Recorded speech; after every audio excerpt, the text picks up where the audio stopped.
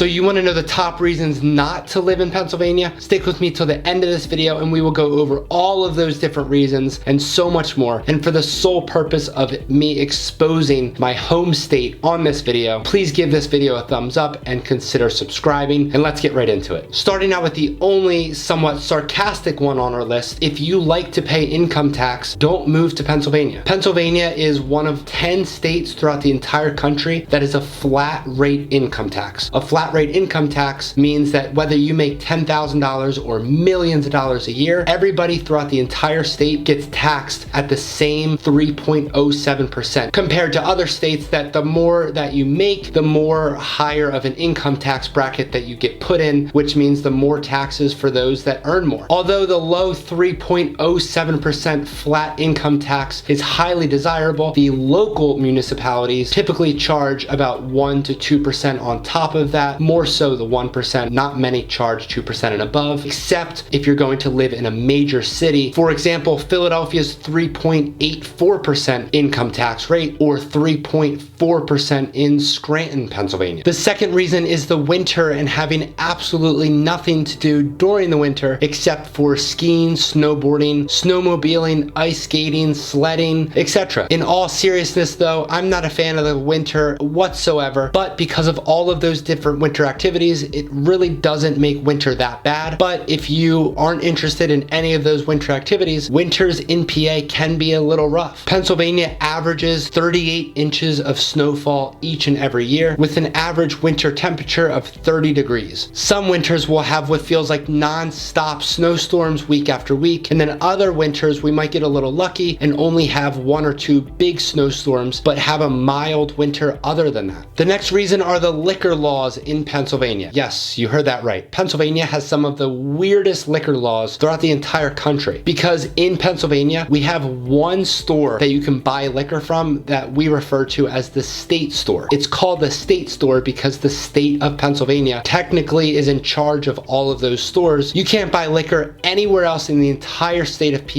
except for the state stores. Up until recently though, there was a law that was passed that you can now buy beer and wine in grocery stores and a couple convenience stores, but that was only up until just a few years ago. And up until even more recently, the state stores now have a 2-bottle per person per day limit due to supply chain issues. What do you think of the 2-bottle limit? Comment below and let me know if your state has a limit at this moment as well. The next reason not to live in Pennsylvania is the deer.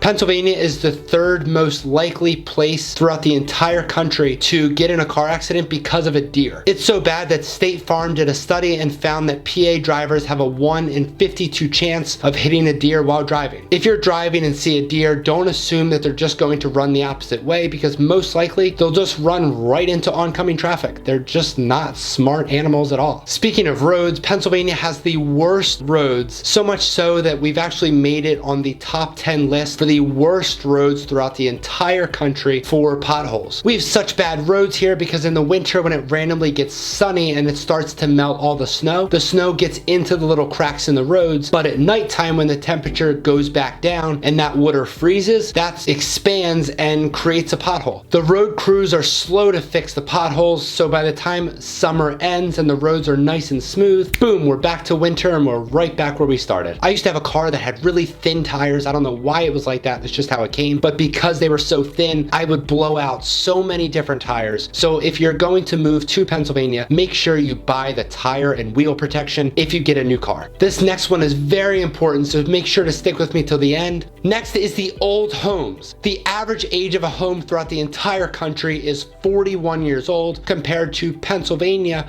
the average age of a home is 57. When I have clients that move from the West Coast, where most of the homes are relatively new, they are shocked to see the age of the homes here.